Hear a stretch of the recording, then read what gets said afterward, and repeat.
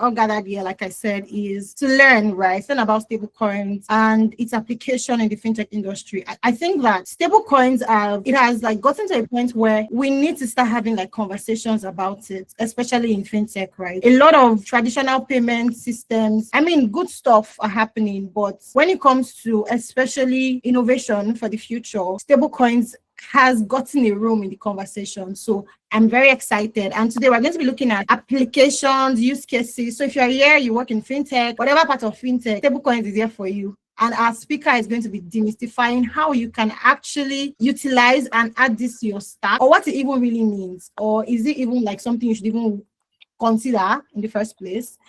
And no other person is speaking to us than the amazing Abdulfatai Suleiman. So I'm going to be talking about him briefly before I bring him up on stage. If I don't know how many of us here. I'm hearing an echo. Okay, I think it's good.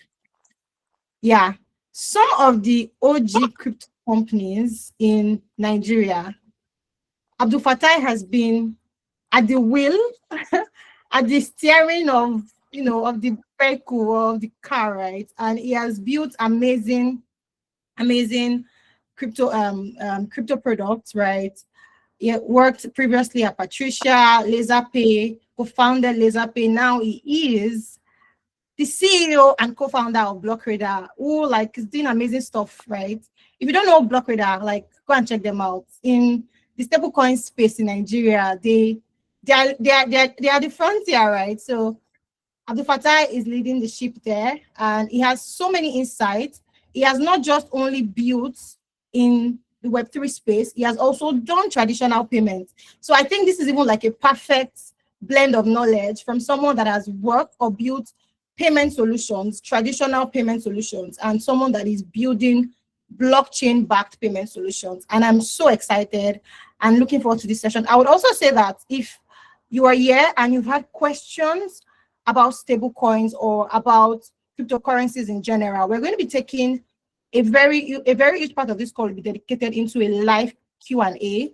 So it's not just going to be a regular, like, let's just come and ask questions for 10 minutes, right? So we'll dedicate at least 20 to 30 minutes to questions. So if you have questions, if any question pops in your mind as he's speaking, please do well to note this down. You can drop it in the chat, or after a session, you can come up, whatever like works for you. We'll be taking all your questions. So join me. I want to say with a standing ovation, but you don't have to stand. Your hands can do the standing or clapping, right? Join me as we welcome Abdulfatai to the stage. Welcome, Abdulfatai. Thanks, Elizabeth. Thanks for the intro. Thanks for having me here. I'm Abdulfatai, co-founder and CEO of BlockRadar. We build stablecoin wallet infrastructure for fintechs in emerging markets. Basically, we help fintech integrate stablecoin into their payment flow without them having to build the entire stack like themselves. So for this conversation, I'm going to try to keep it very practical. I know that we're not here for crypto lecture, right? And like we're here because we are building fintech product and wondering how we can leverage stablecoin, or like, is it something we should even care about, right? Or if like, are they even falling apart? Is it a myth, or is it like something usable? And I'm just going to talk through what we've seen, like being at the forefront, right, of connecting the dots between the blockchain ecosystem and then like with the payments or like fintech ecosystem. Now, a very common use cases that people use stablecoin today is cross-border B2B settlement. Now, we know the traditional way of doing cross-border B2B settlement is, let's say you have a fintech in Nigeria who needs to like pay a supplier in Kenya. Now, the traditional route is you go through Swift, right? And we all know like the challenges with Swift, right? Like it takes 2 to 3 days to settle, and it's very expensive, like very, very expensive. You're just sending value from like, let's say in Africa, right? And you're exposed to a lot of FX volatility like the entire time, right? But then how can you use stablecoin to solve that, or stablecoin solves this for you, right?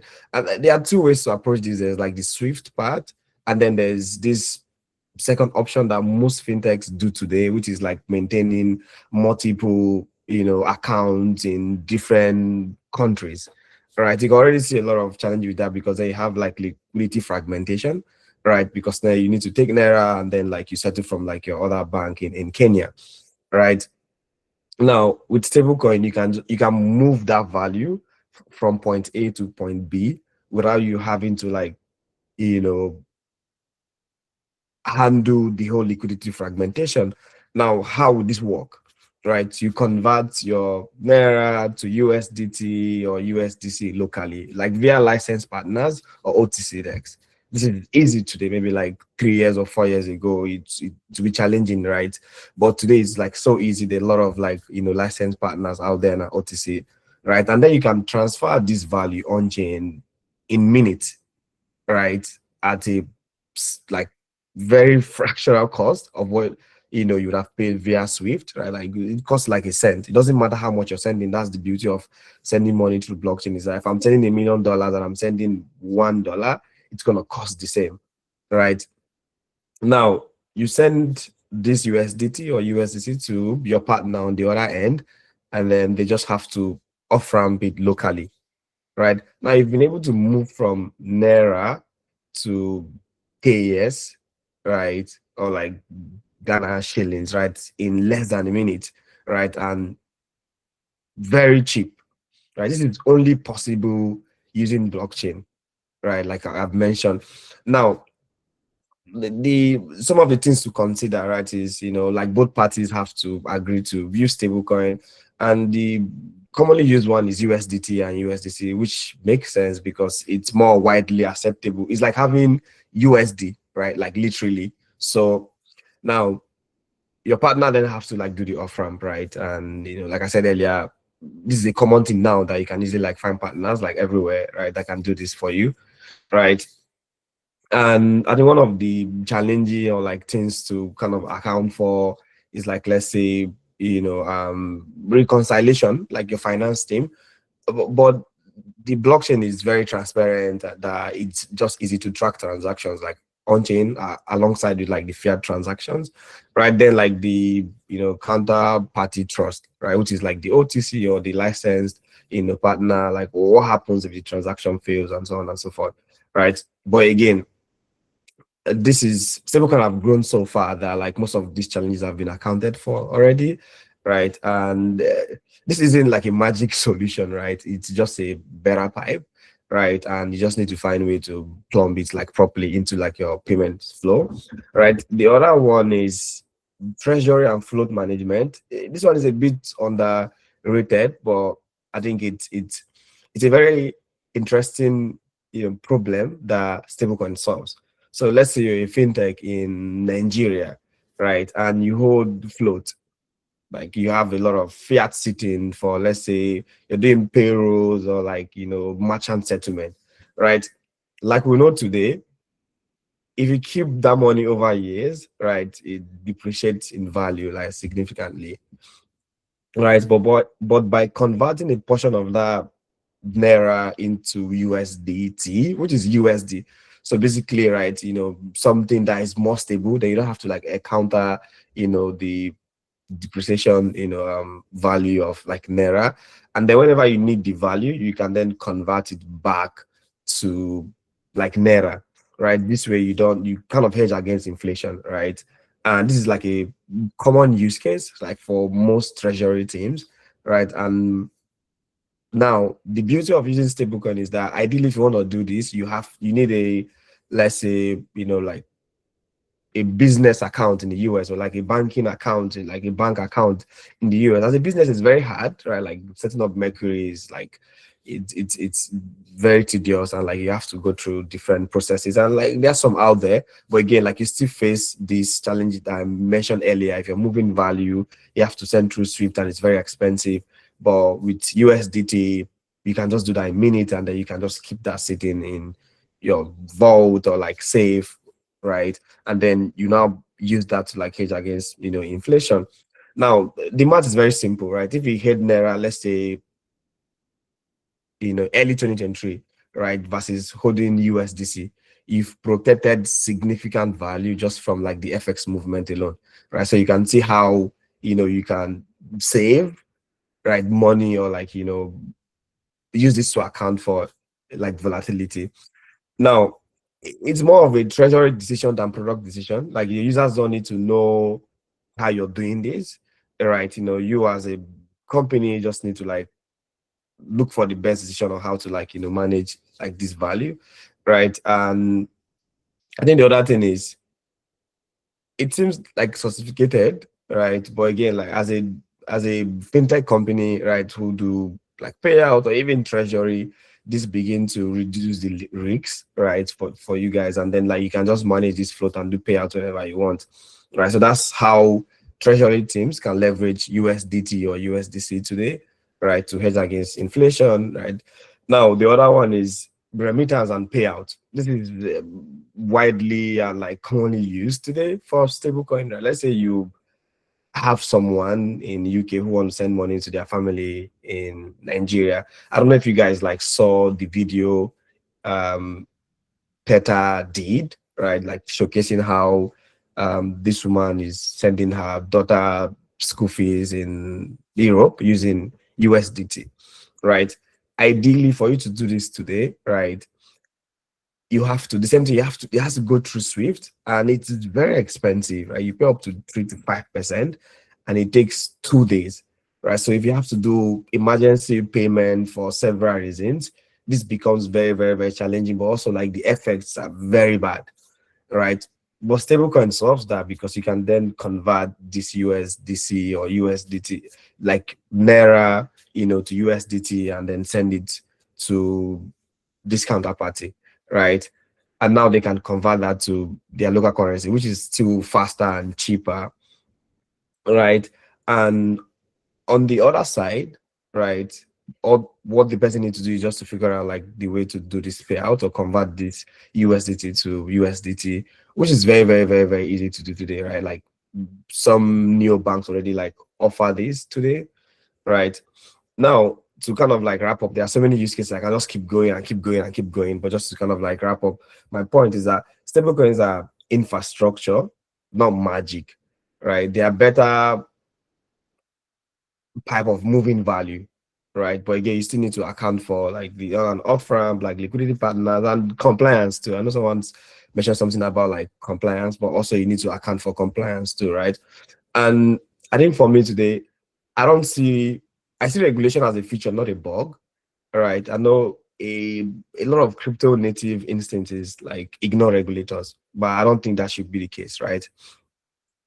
The fintechs that we win, right, are the fintechs that they figure out how to work within the regulatory framework, because then you're able to do a lot more, right, like in a compliance manner, but also like once you have like this suite of products, you know that you're safe to keep building and evolving, right?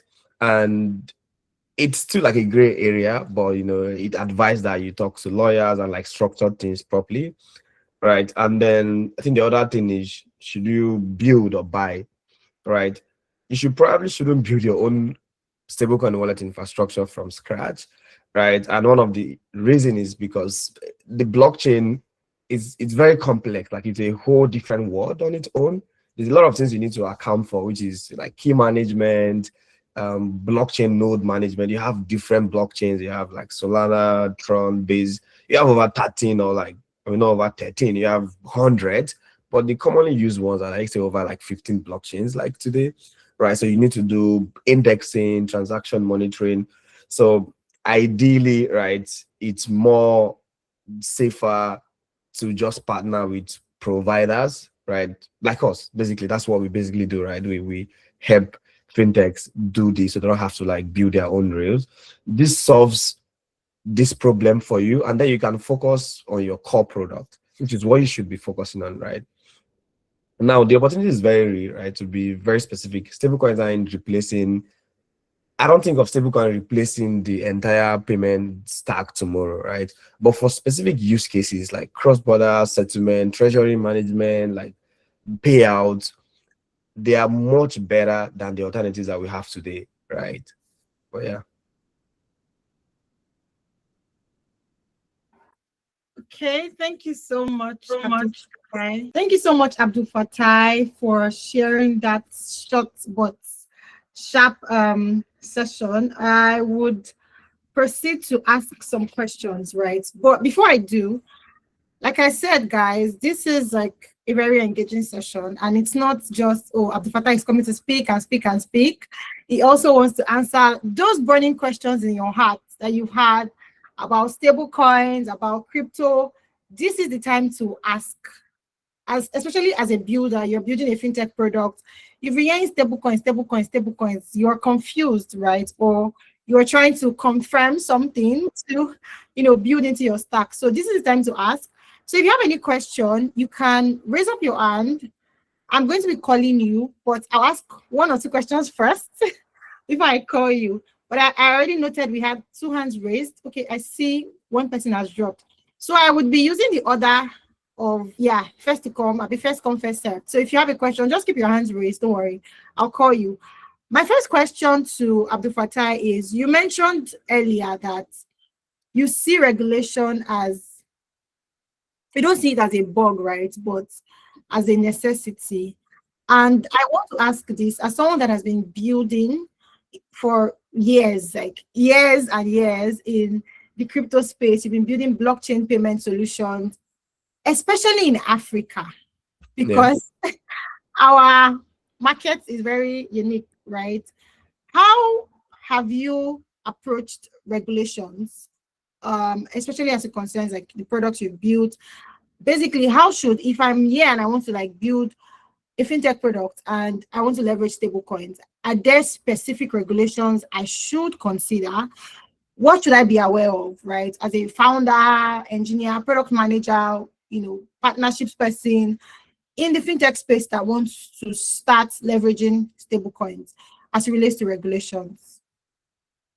So it varies significantly, right, by country, and it's evolving very, very fast, right? Like in Nigeria, the CBN banned banks from serving crypto, exchange in 2021, right?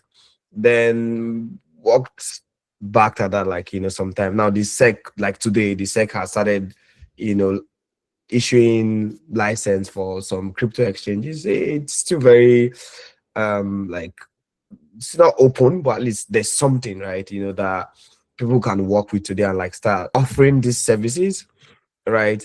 And I think one of the key things is that you need to sort of like understand, you know, based on the jurisdiction that you are, what are the requirements, right? Like from, let's say, CBN or like even the SEC, right? But also at the same time, how people have been able to mitigate this today, right? Most fintechs is by going the non-custodial approach, right? And the way people do this is that, so the difference between like custodial and non-custodial is that, the other one is you are the custody of asset, right? And then the other one is like the user is the custody of the asset, right? They have access to their private keys, which means they have access to their money outside your platform, right? Which makes them the custodian. And most people have been able to use this approach to, it's more lighter, right? Because then you can say you're not like the custodian of like this asset, right? But again, like in different countries like South Africa, they're more advanced. Like they have a framework, like the FCA. They've started like issuing crypto like license to asset managers, right? And Kenya to, they have a sandbox now, right? But I would just say, like, don't ignore it, right? Like, don't ignore it. Talk to lawyers just to understand what to account for, right? But at the same time, like, just keep your record clean, right? As well as you're moving this value on chain and so on and so forth. Just make sure you have like a clean like balance sheet or record of like how things are moving, right? Yeah, I think that's basically it, right? Like in Africa, this is still it's a gray area, but something is already happening, right? And you just need to like pay attention to what is happening, right, in the regulatory area, right? But also apply this mechanism like I just mentioned, like, non-custodial approach, right? But also like just making sure everything is, your records are very clean, right? So that when time comes, you can like easily like provide this record for regulators, or if you want to apply for licensing, like then it makes sense that you have this thing, right? So you should not ignore regulation like hoping it goes away, because I think it's necessary to regulate this space, right? But again, like with an open mind, and that's like a different conversation for regulators. But yeah. Okay, thanks, Abdulfatai. I have a follow-up actually. You mentioned when you were speaking that sometimes you don't have to build this infrastructure, this stablecoin infrastructure from the scratch. You can partner with a provider that already does that. Example, Yeah. Blockradar. So in respects to regulation, if I'm partnering with a provider, do I still need to bother about regulation, or is it going to be the provider's responsibility now? Say I have a fintech that does let me say payments, and I Yeah. want to incorporate stable coins into that payment stack, right? And I'm thinking of partnering with a provider. Should I still be bothered about regulation, or should I just say, oh, you know what, I have my maybe PSSP or PTSP license to process payment, so I'm good? So which of it is the case here in this situation? So there are different layers to this, right? But ideally, right, especially when like this is still, you're still exploring it, right? The approach, right, will be to partner with a provider, right? Now, it's the inverse. Like, why you shouldn't partner with the provider, it means like you have to, you know, build like your own like blockchain Infrastructure. team, right? Exactly. You need to build your own like your own blockchain team so that you can account for all these things I've mentioned, like key management, like indexing, right, and so on and so forth. Also like AML checks and so on and so forth. So if you can do this, right, and then you want to have like this deep customization that no provider have, or like you want to scale so fast, then you can choose to build the house. But when you should partner is if stablecoin is just a feature, not your core product, right? And you want to move fast, right? Integrating versus building from scratch. It will take you weeks and months, right, to build these things from scratch, and you need like an entire team of different expertise in the blockchain space, right? And then ideally, right, you just pay a usage fee than having to like carry a fixed engineering cost, because you have to keep these people on board, you have to keep paying salaries, and they have to like keep building and like evolving, right? So I would recommend partnering, because most of these partners, they've done some of the heavy lifting, right, for you, from like technical bit to like also like compliance, right? So also there's a hybrid approach. Some fintech starts with partnership, they learn, understand their specific needs, and then they can build in-house eventually, right? But what you should look for in partner is mostly, are they non-custodial, are they custodial? Because then you need to understand the trade-offs, right, to know how to manage like risks. And again, the other thing is like what blockchains they support, because your customers or you might be looking to support the different blockchains that they don't, right? So that's one thing to account for. The other thing is compliance tooling. It's very important for a fintech, right? So how do you do transaction monitoring, like reporting and like audit trails? So these are some of the things to look out for, like partners. Then there's reliability, which is like how steady is their system, then pricing. But for me, I'm biased because I run an infrastructure company, right? But I've also seen fintechs spend 12 plus months, right, building wallet infrastructure that they should be like doing in the first place. Instead, they should focus more on their core product, right? So I would say the whole, build from scratch or like partner, with a provider.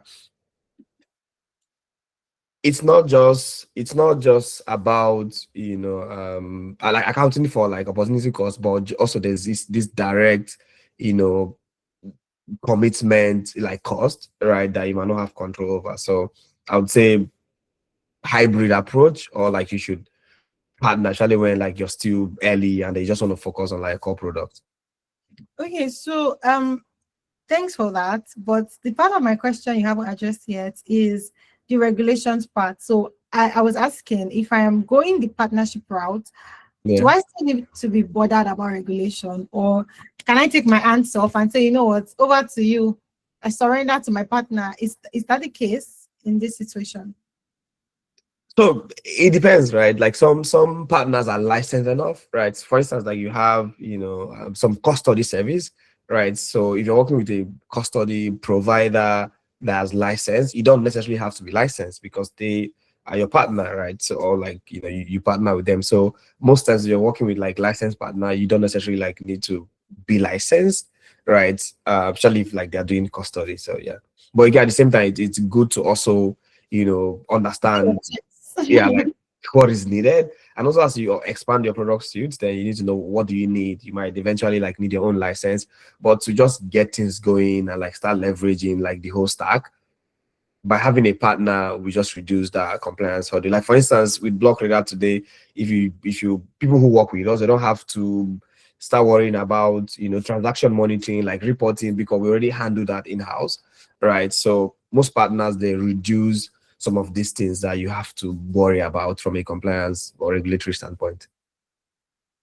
Okay, thanks a lot, Abdul Fatai. I have so much more questions, but I would let our amazing audience ask their questions this time. So I'm going to be alternating between the queue and the questions in the chat box. But first on my list is DeFi Messiah. Oh yeah, come and save us. You can ask your question. Okay, thank you very much, Abdul Fatai. You're a legend in my story because you have like shown us that it's possible and you have paved the way for other African founders to believe and to do. Thank you so much for that amazing community.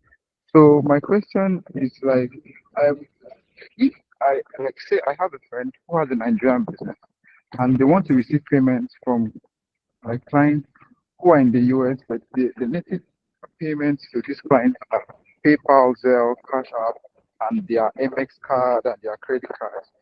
It's possible for us to build with the support of the infrastructure of Block Radar, a platform that allows them to like the clients to pay in card, pay with their card or a platform that is native to them. And then my friend who is a business and say fashion designer in Nigeria receives that like the payment in crypto directly to their bank account. So Yeah, Abdul, is that let's possible or how will we handle that?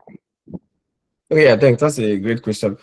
Today we can handle like direct collection, let's say from like PayPal, Zelle, and so on and so forth. Right, but like as I mentioned earlier, today it's very easy for individuals to buy stablecoin. Right, I think some banks offer that today, and like I said, like there's different platforms that you can easily use to do that first bit. Right now, what we can do for you today as Block Radar is doing the settlement to Naira or like KES or Kenyan shilling. So once you have that stable coin, we can then help you off ramp it. And so you can build a platform like on top of that, right? And then you can find different providers that can even help you, do the direct conversion from, let's say, cards or from like PayPal to USDT, and then we can just help you do like the payouts, right? But we are still, looking into how we can account for this entire like use cases. But for now, this is what we can like facilitate. Okay, thank you okay. very much.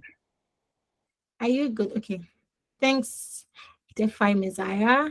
Um, Let me go back to my queue. Oluwashola, you're next. Thanks, Elizabeth. Thank you so much, Abdulfatai. I have two questions. One from the perspective of a startup. So that one is about how do you manage liquidity in different markets? So if you're doing cross-border, if you're offering cross-border solutions to, customers, how do you manage liquidity in the different markets that, you operate in? And then on the perspective for a business, if I'm a business owner and I want to make payments using stable coins, how do I know which startup to pick? Like, what are some key markers of a reliable startup that does stable coins? Yeah, thanks. So for the for the first question, stablecoin somehow, you know, eliminates the need for you as a business to manage liquidity across market, right? Which is like, one of the points I made about the beauty of stablecoin is that, if you want to do like a payout, let's say from Nigeria, you want to pay someone or you want to do a settlement from Nigeria to Kenya, all you need to do is, convert this Naira to USDT, and then, also find an off-ramp providers to convert that USDT to KES, right? So basically, you've been able to move from like this Naira to KES without you having to maintain liquidity, right, in KES itself. But again, like Yeah, I then, get that. I'm asking about the startup. So let me see. I don't know any startup that does like stable coins cross border. How do they maintain liquidity? So if I was a startup, or if I was a startup yeah. founder, how would I maintain liquidity in different markets? Do you get that? So by leveraging stablecoin or not, because like I said, ideally, if you're using stablecoin, then you wouldn't have to. You just need to have partners that can help you do like the on ramp and off ramp in these regions. So you don't necessarily have to manage liquidity like in these different countries that you want to support, right? You just need to have partners that can help you do like the off ramp, right, and the on ramp, and then basically you can move this value across without you having to even maintain your own liquidity. And then eventually you can, right, if you want to now have like a stack of USDT or USDC sitting, and then you can do faster payouts. But ideally, you would not need to manage liquidity in these regions anymore. You just need the right partners that can help you do on and off ramp. Thank I don't know if that you. answers the question. Yeah, it does. It does. The other one is about like the markers to look out for when I want to pick a good, reliable stablecoin startup. So payments. So this is like not as an individual, right? Like let's say as a business, right, who is looking to integrate these flows, right? Yeah, exactly. As a business, yes. So I think one of the key thing is how like the countries they support, but also like how their regulatory like structure, right? They don't necessarily have to be licensed. They might have other partners that they use for licensing, but I think just having like a sense of how their settlement works, right, and then like how they account for some of these things I've mentioned, like regulation, and then how they do transaction monitoring and all of that. But ideally, just having conversation with them and just asking like these key questions, right, which is like how they handle, like what happens if the transaction phase, right, how they manage like liquidity, like if they use partner or what partner they use as a license, right. Ideally you have something like an RFP, right, you can send to these partners. Like even at Blockradar, we do that. For us to work with any partner, we have to send them an RFP to understand the key questions there is that like how the flow of funds work, are you licensed, and what partners do you use, like what are the fees, and then what does your reliability looks like, right? And then some partners that use you, I think with this information you can use that to evaluate how reliable they are. But yeah. Thank you so much. All right, thank you, Shola. I would be taking one question from the chat. Let me see. Okay, Jeremiah says, not a burning question. I'm just curious, what's your favorite blockchain to use for transactions? So I think he's asking for your favorite chain or network for blockchain transactions. Abdulfatai. So as a business, we don't have favorites, right? We support all the necessary blockchains, so any team can do settlement. If you prefer like Base, Solana, Ethereum, Tron, it doesn't matter. Like we are here we just want to support you, right? Do settlement however you want, right? Again, like, but different chains have different advantage. Some are cheaper, some are more expensive, right? And sometimes it's even dictated by your partners, right? Some people, their partner wants specific chain, so you have to find a way to support that, right? But again, like one thing we also do at Blockradar is that we allow you also swap between different blockchains, right? So it doesn't really matter, right? You can support any chain you want, and then you can convert and do settlement to your partners based on what they need. So you don't limit the options that your customers have. You can support all the chains for your customers and then use these swaps to convert to the preferable chain of your partner. So yeah. Okay, thanks, Abdulfatai. I'm going to take one more question from the chat before I move back to my queue. You spoke about new skill sets and complexities. One is off-ramp cost, another is reconciliation. These are two things that banks and SWIFT traditionally provide out of the box.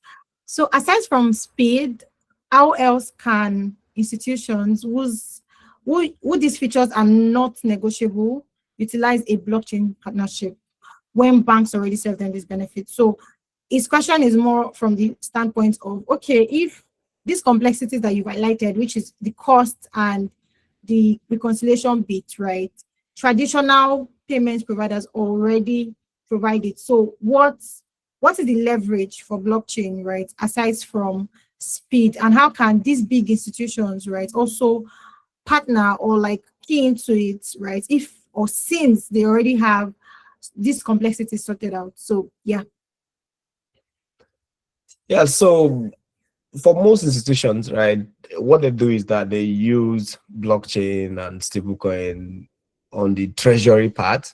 And beyond speed, and again, depends on the distribution, right? Like I said earlier, if you have money in like, let's say USDT or USD, right, you don't have to, it just saves you like,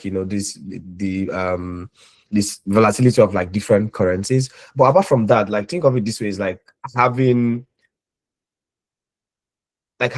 your treasury, right, in a more, how do I put it, like in a more distributed, or like global bank, right, where you can easily like do settlement when necessary, right? So ideally, if you're using a bank, let's say you're using like a bank in Nigeria as an institution, right, which is fine to keep your treasury.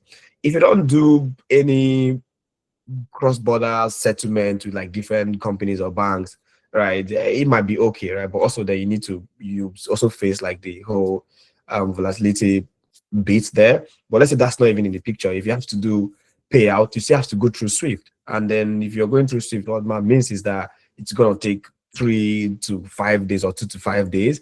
And it's very expensive, right? I don't know, like if you've done like huge payouts with Swift, you actually pay up to 3 to 5%, right? With blockchain, you pay very less, right? You pay like a cent. Let's say you want to do a settlement to a different institution in a different country, you can just send them this value through stablecoin, which is like very instant. I don't have to incur this fee, and then they can do the conversion. They're like already institutional based, OTC DEX or like even license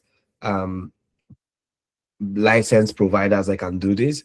So there's still a lot you can do as an institution to leverage like stablecoin and blockchain, right, to manage your treasury. So yeah, and also this is like some of the approach that some institutions have been doing or been using it. Okay, so basically costs. The heavy cost associated with cross-border movements. That's one key benefit. Okay. But efficiency too, like like then the efficiency apart from cost is like the efficiency of like just you having to have your treasury where you can easily move it from point A to B at any time, and like fast. Very fast, right? And not having to go through Swift. And then the other bit is like he mentioned was, how do you do reconciliation, right? Now, most providers today, they already help you with handle like auditing and like a report, and your team doesn't necessarily have to go on the blockchain and be looking at all the transaction and analyzing it, right? They have like this curated way of like you viewing the transactions and then seeing how like funds flow, right? So that would also help, like that helps a lot to some reconciliation for most. Got it. Thank you. Back to my queue. Daniel is up next. Daniel, you can go now. Hello, Mr. Blockradar. Hello, I've Daniel. really been enjoying the conversation so far, but I just want to chip in a question. So, we are currently building a POS system for crypto, right? And then we are looking at Blockradar infrastructure to be our provider, of course. So I'm trying to like look at the whole regulatory or the whole regulations or compliance around it. If we use Blockradar now as our payments provider or as our wallet system infrastructure, do we necessarily need to have any other license, maybe like a virtual asset license or something? I mean, if we are using Blockradar, we are covered, right? So for this concept, right, there's some element of custody here, right?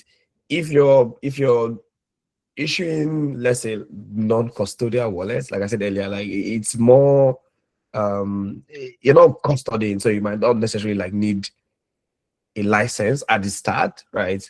Or like a VAPS license. But if you're doing like if you're doing custody, right, using Blockradar will just help you like provide you the rails to decide what you want to do. Do you want to extend this to your users as a custody wallet or not, right? If you choose to go the non-custodial approach, right, then you might not necessarily like need to get a license. You just need to like do the proper like KYC, KYB, right, with our compliance team, right? But if not, then if you're doing custody, then you might need a license. But also I'll advise speaking to like a lawyer, right? But yeah. Okay. All right. Thank you. That makes sense. All right, thanks, Daniel. Abdulfatai, I dropped a message for you in chat. We do usually accept commission fees. You're welcome. All right, Timileyin, you're up next. You can go now. Yeah, hi, Abdulfatai. Good morning. Thank you for the very good presentation so far. All right, Sylvie. So my question is, you were talking about treasury management, right? Yeah. So let's say as a treasury specialist, I want to hedge my funds against the local currency. So I want to make it stable coin, right? So is there a way for me to like maybe get interest? Because for example, now, if I try to maybe invest in other instruments or CBN position, get interest. So would I get interest if I invest if I use the stablecoin platform? Yes. I'm glad you actually asked this question because it just skipped my mind. I was going to also mention that bit because it's very it's sort of the reason why most institutions, right, keep money in banks because they get like interest, right? So with stablecoin today, by leveraging DeFi, right, you can actually earn yield from your stablecoin, and this is up to like 10%, around like 10 and above or even less, right? And by leveraging DeFi. But the beauty of blockchain is that this is available for everyone, right? Ideally, with traditional structure, you have to be like an institution, and before banks to even regard talking about like interest, like me as an individual, I'm keeping money in my bank in Nigeria, I earn zero interest. Your money lose value instead. And apart from like even the fact that like there is the value like gradually, but also you're not even getting any like interest to even like buff that, right? But with stablecoin today and with DeFi, you can actually get yield from your stablecoin, and it's easy and open for everyone, right? But yeah. Oh, okay. Thank you very much for the answer.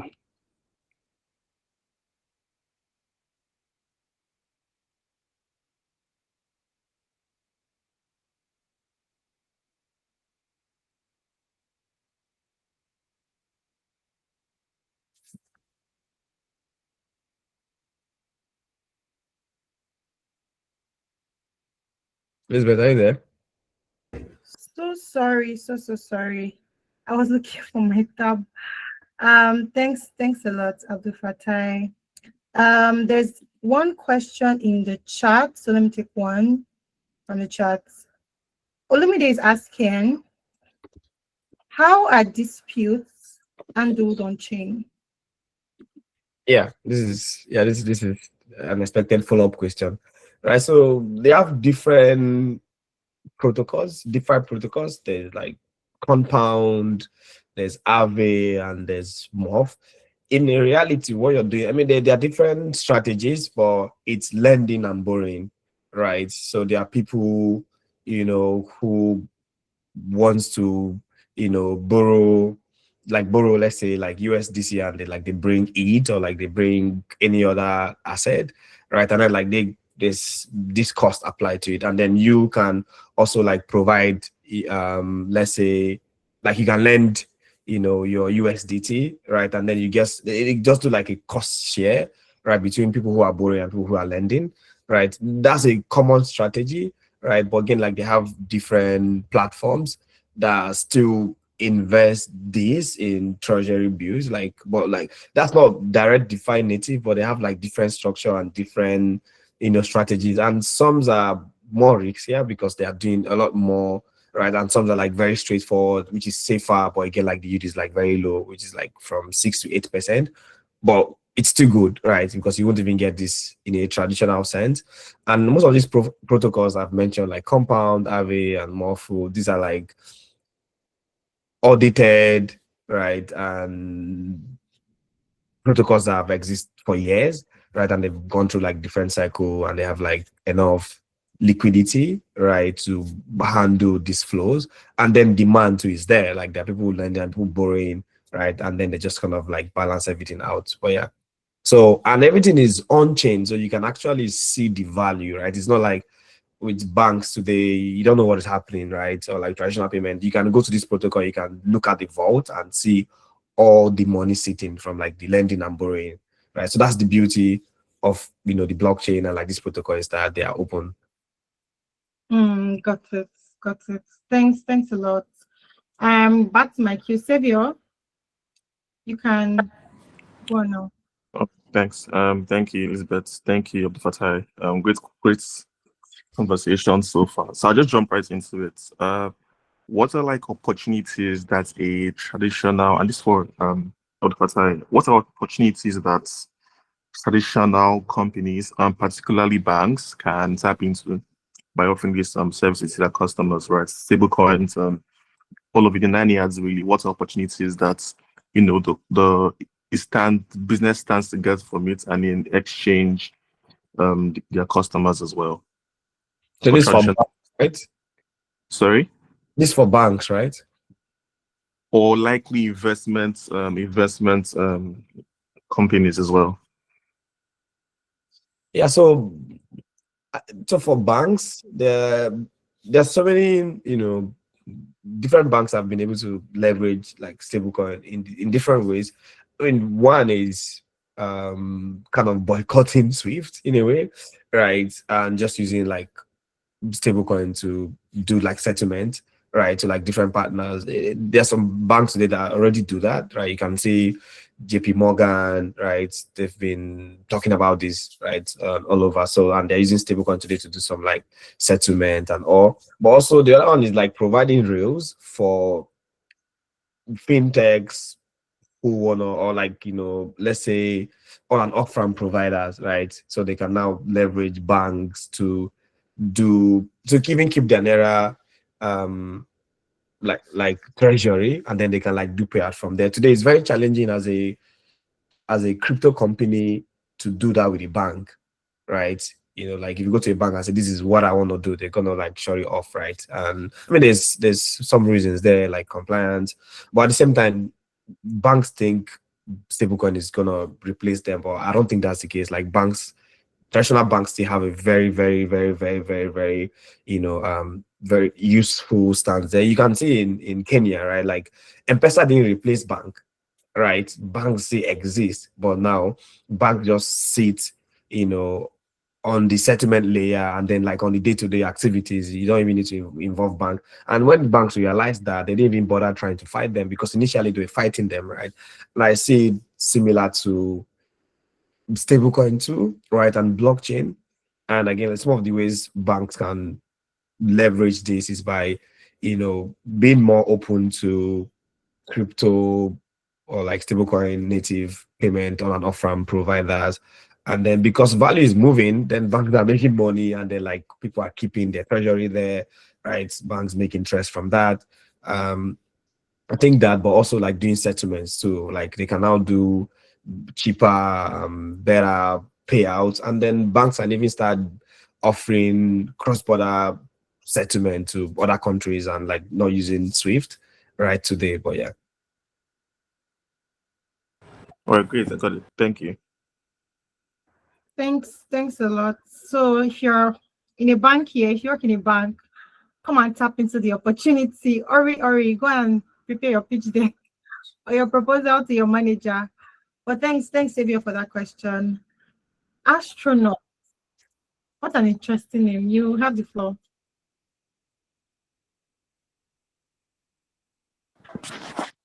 Okay, much appreciation for the mic.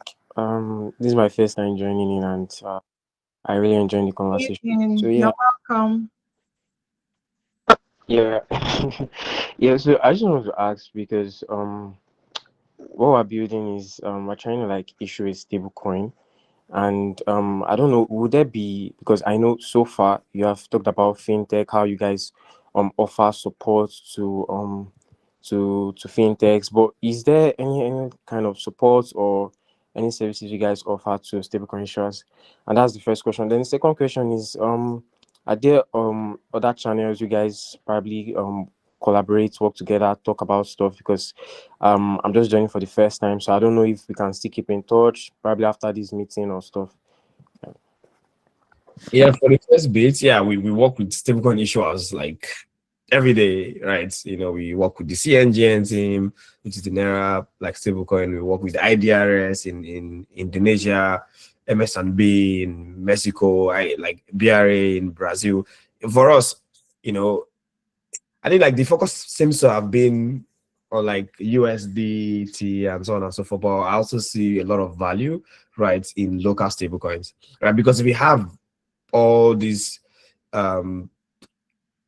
stable coins on chain, then you might not even necessarily like off ramp becomes easier and more efficient, right? Which is what CNGN have proven. We've been working with them, right? They've proven that with local stable coins you can go faster, right? You can easily convert from Naira to USDT and USDT to Naira, like in more faster approach, but also with like deep liquidity. So we work with local stablecoin issuers. We are focused on the emerging market, and we are doubling down to work more with stablecoin issuers, right? So, and how we support is that you don't have to start onboarding clients to use yours like stablecoin directly. You work with us. We already work with like handful of fintechs, right? We can extend your services to them, right? And then which makes it easy for them. And depending on the services you guys are offering, or like some offer yield today or like rewards, right? And so by just holding their stablecoin, you earn like direct rewards,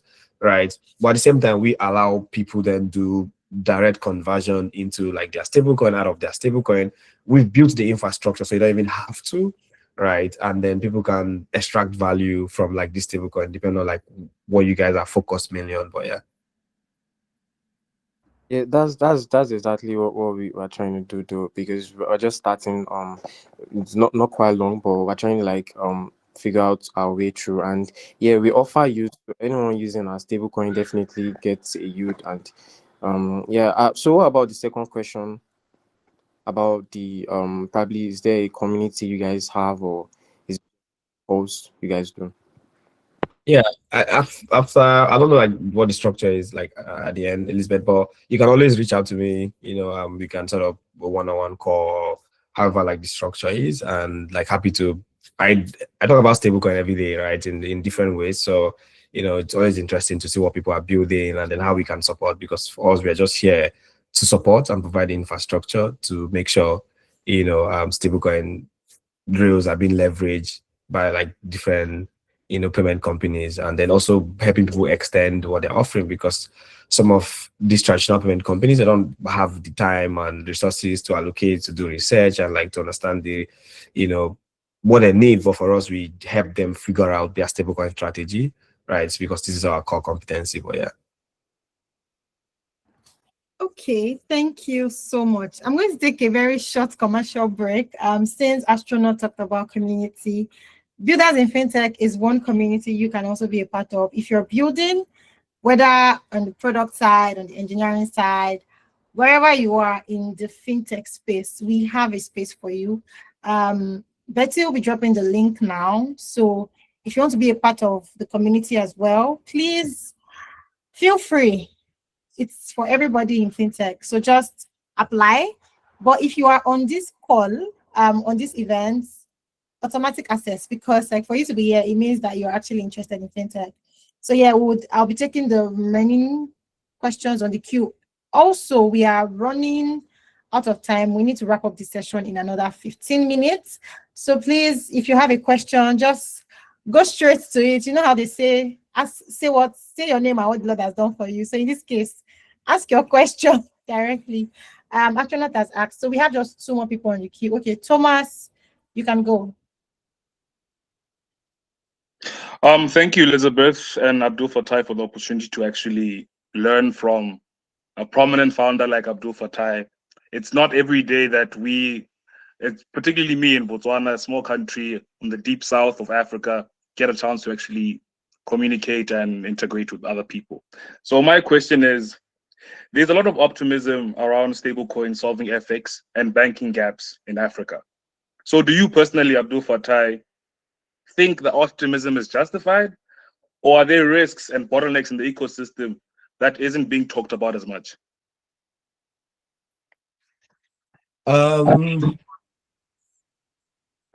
So before now, right, it's been the opposite, right? Like I've been like doing stablecoin for almost 6 years now, right? And I think it has always been the opposite. People been pessimistic about like stablecoin, right? And then gradually people saw the value, right? And people are now leveraging that. I even feel like there's not enough optimism, right? Yeah, right. On like, because the value is very clear, and I think the risk factor is not on. There's some risk factor like the stablecoin level, right? Just making sure, like we had the whole issue with Luna, like their stablecoin, collapse, and people lost like millions of dollars and all of that. But and this is the reason why we need regulators, right? To make sure people who are stablecoin issuers, they are doing it right, and then it's actually pegged 1-to-1, right? And all of that. So there's that area, but the use cases that it unlock, right? It's no brainer, and I believe this is gonna be the next settlement layers, right, for payment. And I think on most of the risks is more like now people building on top, just making sure they're doing things right, but the underlying infrastructure itself, right, solves this huge, issue today that we face, right, with FX and like settlement and so on and so forth. And then we need regulators just to make sure people are doing things the right way. But at the same time, regulators being open to understand like the best way to approach it, because then if you regulate it too much, then it's hard for people to even leverage it, right? So yeah. No, thank you very much. And I enjoyed the session, guys. Thank you, Thomas. Thank you. In fact, I really love what you said about enjoying the session. And before I take the remaining questions, we are going to drop a link. See, if you have not been engaging this session, now is the time to. We have been learning so much, all thanks to our speaker. And we just want to say thank you and also say 1 or 2 things you've learned. So if you have learned something, which I believe you have, even if I don't see anybody's comments, I want to see the comments of the people that ask questions. If you ask question here today, this is your payment. So I'm going to drop in a link. Betty will be dropping that in another minute. So it's a link to our tweet about this session. So talk about how this session has been for you. So if you want to say amazing, if you want to say insightful, just say it. And you can also drop a thank you to the speaker. Say thank you, Abdulfatai. Thank you for this session. Whatever the word is, don't let me give you all the words. But yeah, feel free to engage the link, please. That's your thank you, your payment for this session. All right, so I'll just go on. Hi, Iwalola. Do you want to speak? Or is it a mistake? So sorry. That was a mistake. Okay, no problem. All right. So Jeffrey, you're up next. So after Jeffrey, I will take the questions in the chat, and if we still have time, we'll take Joshua's question. So Jeffrey, go on, please. Hi, Abdulfatai. It's so great to be able to have a conversation with you. I've kind of like been following as a founder and also a builder in the sidelines. I've been following your journey with LaserPay and even pivoting to block radar. It's so inspiring, to be honest, right? And yeah, my name is Jeff. I run a stablecoin payroll platform. We launched in 2024 and we help teams easily, Web3 teams easily onboard employees and set up schedules in USDT and USDC. We're currently live on Base, Polygon, and Algorand. And yeah, it's been going great, right? We had a partnership with Algorand last year. We also won a stablecoin hackathon as well last year. I think have been going well for the payroll project, right? But I also keep track of analytics, right? And I realized Africa does so much revenue, right? So much transaction volume, I mean, in stablecoins. So Nigeria, Kenya, South Africa, Ghana, there's so much volume being done, which is like an actual use case. And so yeah, right now we are working on not really pivoting, but adding an extra product for businesses and merchants in the regions, especially because in Nigeria, Ghana, Kenya, and I think also South Africa, last year there were like active regulatory frameworks that were done. I'm sure you're aware of, like, in Nigeria, they're also taxing crypto now. Ghana and Kenya also had like some actual frameworks, right? So it feels like the next big thing, to be honest. And the team is super pumped to be building an emerging market. But yeah, and a little bit of background on myself. I started off as a dev in 2022 in crypto, like as a blockchain dev. I built stablecoin neobanks and also wallet infrastructure, NFT marketplaces. I've just been all around the block. So my major question would be, you as a builder who initially built a merchant wallet platform, and regulation was such a bottleneck. I remember watching your co-founder for LaserPay. I remember watching this interview, and he talked about how regulation was the major thing that messed you guys up. And it feels like right now, regulation is, I wouldn't say it's perfect, right? But it's kind of like gives a little bit of a go ahead. So I was wondering, especially for this merchant system, right now we are focusing on tech, quote unquote, tech savvy people, right? Like vendors, people who sell phones, importers and exporters. But yeah, my question to you would be, if you had to go back again and do like a LaserPay, what kind of businesses or vendors or merchants would you focus on? Hi, Jeffrey. Thanks. And nice to meet you too.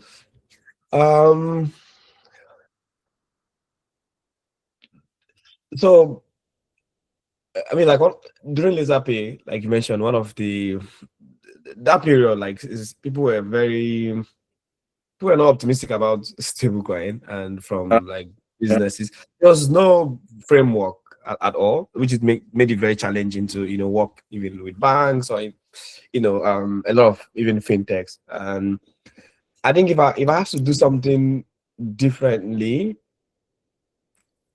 which already exists today, is the fact that like there's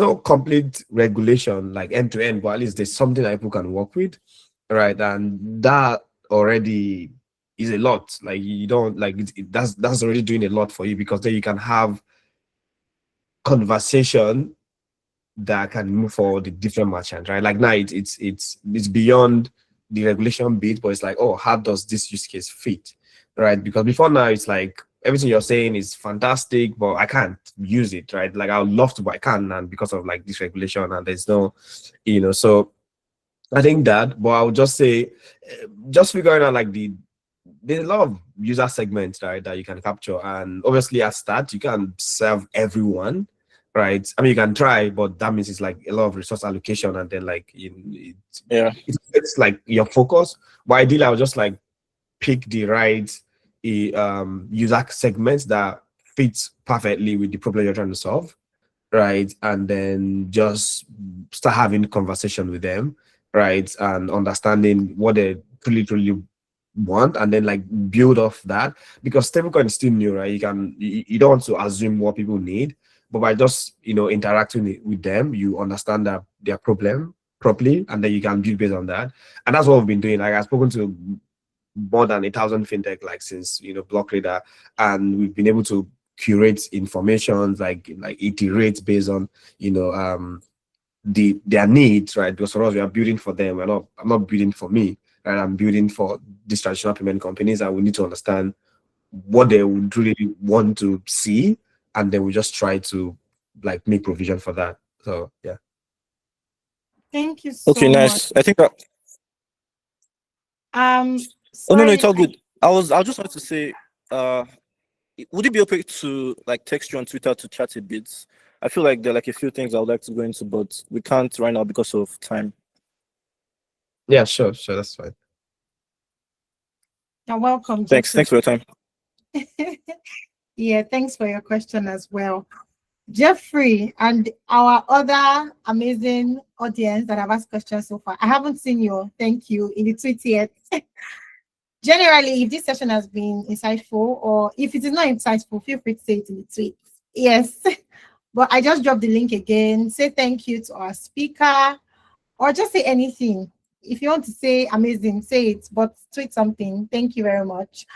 We'll take one or two more questions because we are far behind in time. So let me check the chat box this time.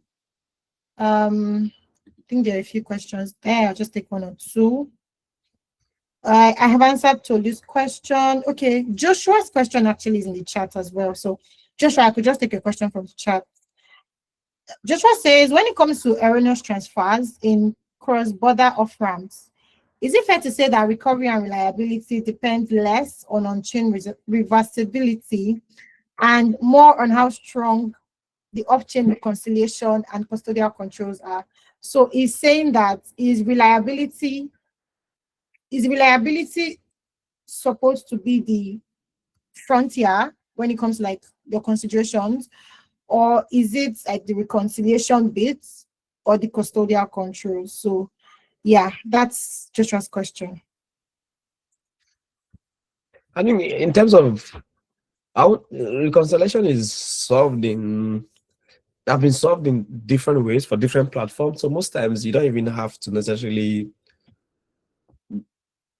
like worry much, but also apart from that, like you have enough like curated visibility. Like today at Blockradar, we provide specific flows for treasury management and ease of reconciliation. So you don't even have to worry about that much, right? And some platforms will do that today too, right? That offer like stablecoin services.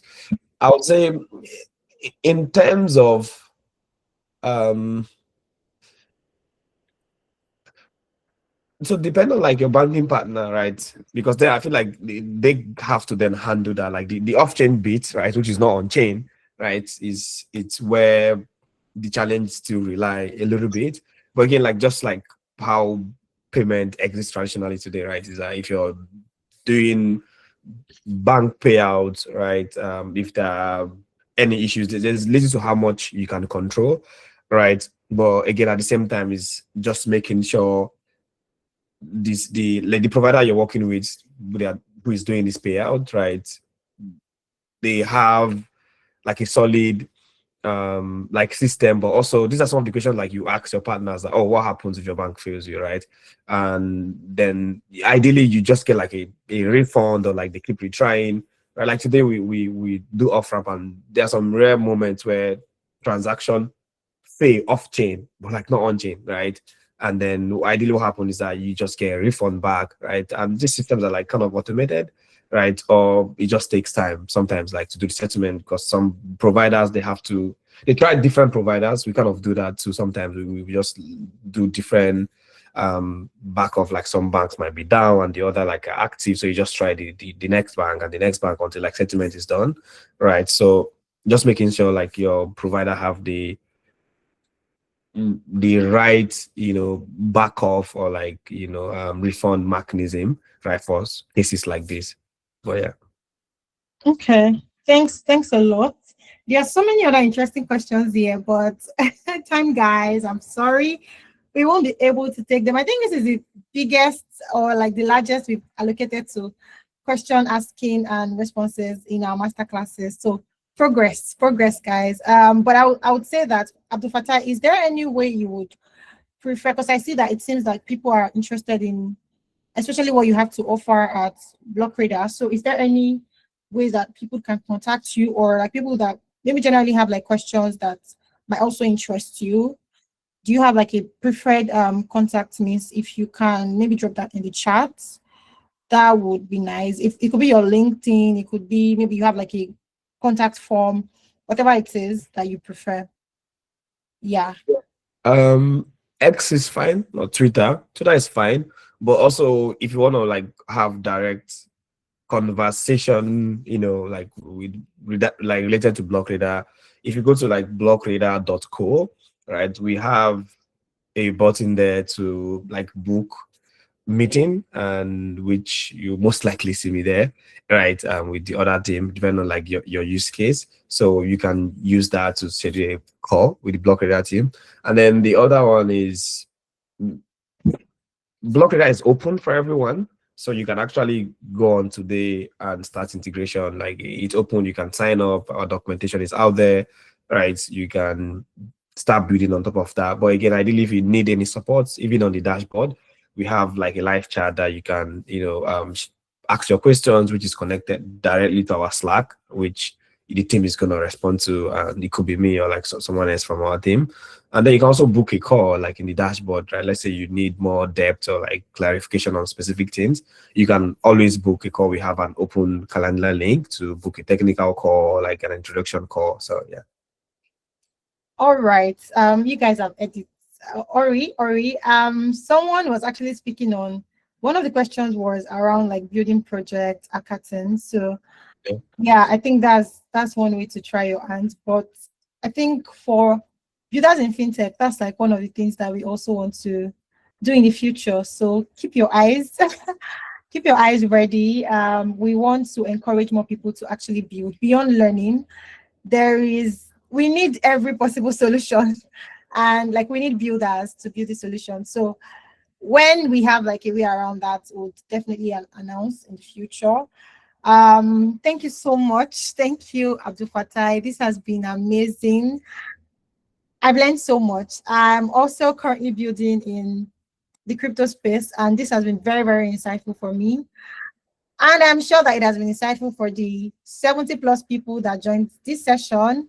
Once again, I've come again. If you are yet to say your thank you, feel free to say it in the link I dropped, the tweets that we made. Yeah, I think that's all the questions I'm taking for now.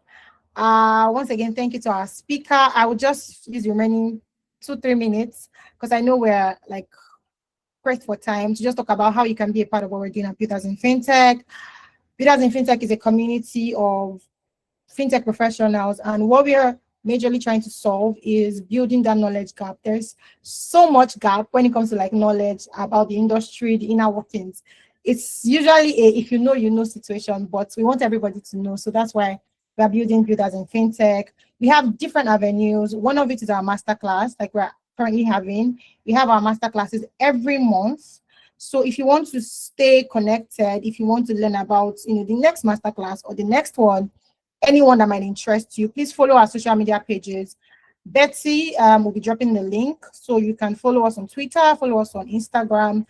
Betsy, please, you can share the link again. Follow us on, follow us everywhere. We also have our community. Our community is hosted in Slack. We usually have like great conversations there, right? If you want to, get access to inside gist, right, in the ecosystem, that is where you need to be. And our community is open. You just need to apply, and like we bring you in. Betty will also be dropping the link if you want to join our community. We have senior level professionals in the community, so run, don't walk. Also, we have a newsletter, and coincidentally, yesterday we sent out our January issue. We write about fintech, like we break fintech down like in very, very simple words. We also like give you insights. If there's an industry update, trust me, you're going to see it in the newsletter. So subscribe to our newsletter, help us move this ministry forward. So Betty also will drop in the link, but it's also on the screen. Yeah. Also, we have a YouTube channel. This session is recorded and it will be posted on our YouTube channel in about a week time. So if you want to go back to listen, or you want to share this session with someone, whatever the case may be, right? This is an avenue. So you can subscribe to our YouTube channel so that once we upload it, you would, get notified. Don't worry, we don't upload YouTube videos every day, so we're not going to spam your YouTube feed. Yes, join us to shape the future of fintech. Join us to collaborate. Join us to build and fix the knowledge gap problems that we have in the industry. And it's even beyond like fixing the knowledge gap, because at the end of the day, right, the reason why we are making knowledge about fintech accessible is so that people can actually do more stuff.